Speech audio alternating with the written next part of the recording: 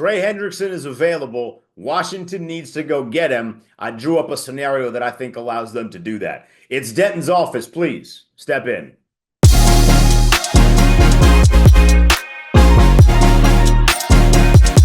Denton's office, your favorite Commanders YouTube show. If this is your first time watching, subscribe to the channel. Hit me up on Twitter. You see it on the whiteboard at the Denton Day. I got a whiteboard because I am important. Speaking of important, welcome Trey Hendrickson potentially to the fold. The Bengals giving him the opportunity to seek a trade. Idiotic on their part, could be great for Washington. To quote SpongeBob, one man's trash is another man's treasure. I know he didn't say it, but I heard that when I was young, and I'm going to give SpongeBob the credit that he rightfully deserves. Washington now has the potential to go and get a badass defensive end. The question is, how hard do they go for him?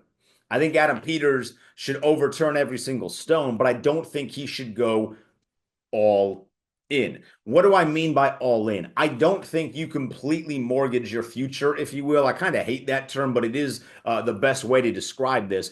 I don't think you sell a majority of the only 6 draft assets that you currently have. They got 6 picks, and there's a big gap in the middle of the draft between the 3rd and 6th round where Washington has nothing. I don't think you sell a lot of those for 2025 to get Trey Hendrickson and then pay him a substantial amount of money. I think you should get Trey Hendrickson. I think you should pay him a substantial amount of money, but I do think there are ways you can do it to where you are not completely crippling yourself in the 2025 draft. One of the main reasons we like Adam Peters, 1, he's not an absolute moron, but 2, he's really good when it comes to addressing the NFL draft. We saw that last year. He maximizes his picks, and he understands the model of how to do so. So I don't believe that he wants to just absolutely sell the farm to get Trey Hendrickson and then to pay him a lot of money. Washington has a lot of money. Yes, it does not mean they need to spend all of it this offseason. With that said, I want Trey Hendrickson. You should want Trey Hendrickson. The defense gets substantially better if this team lands Trey Hendrickson. They have not had anyone nearly as good at rushing the passer as Trey Hendrickson is in 30 some odd years. You can look at Ryan Kerrigan. He was great when he was here. He wasn't Trey Hendrickson. You can look at what Dante Fowler was last year. He had a really strong season. He's not Trey Hendrickson. Trey Hendrickson plays on a defense that sucks and still puts up massive numbers. He's the only threat on that defense, and he's had 35 sacks in the last 2 seasons. If he is available, you need to go get him, but you just can't give a first and a second, so to speak, and then pay him a lot of money immediately. Good news is, I don't know that that would be required.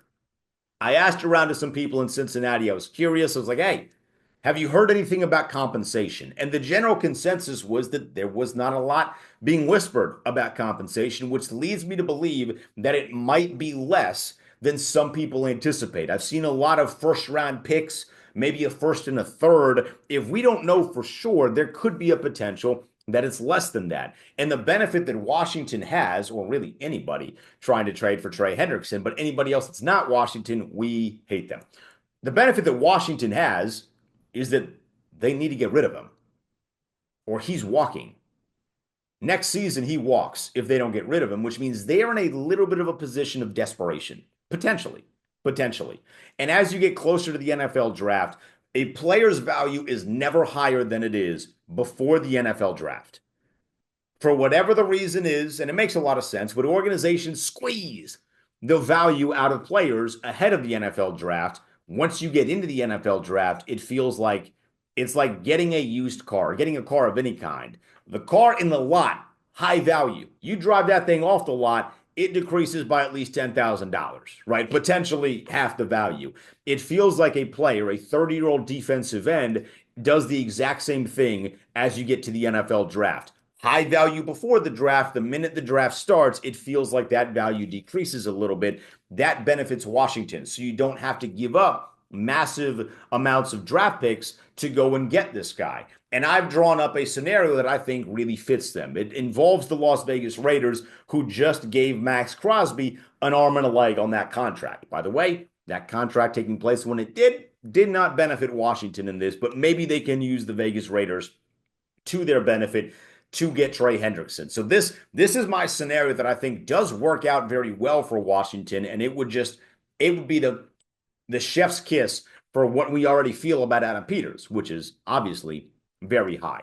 So this scenario revolves around Shedeur and Cam Ward being taken in the first 3 picks, leaving Las Vegas without a quarterback. I would prefer Aaron Rodgers to stay away, right? So they need a quarterback. You're not drafting a quarterback at number 6, but you could pull what the Ravens did a couple of years ago with Lamar Jackson, trade back into the first round, get yourself a fifth-year option.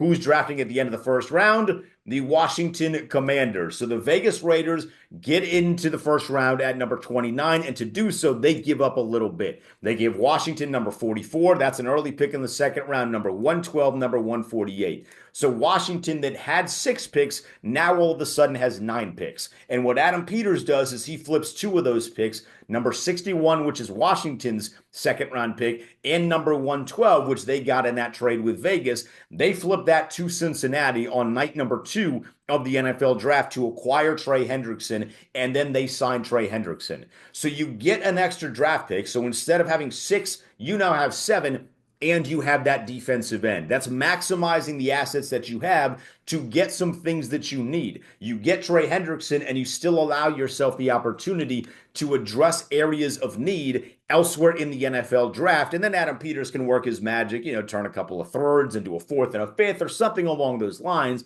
which we've seen him do and really where he excels. But you make everybody in the fan base happy. You get an elite defensive end, and you still provide yourself with enough draft picks to address other areas of need. And we go into 2025 as a fan base feeling a lot more confident about what this defense has to offer. If you like that scenario, let me know in the comments. Hit me up on Twitter at DEnTrey. I need Trey Hendrickson in the burgundy and gold. It just has to be for the right price. I appreciate you stepping into my office. Now, respectfully, get out.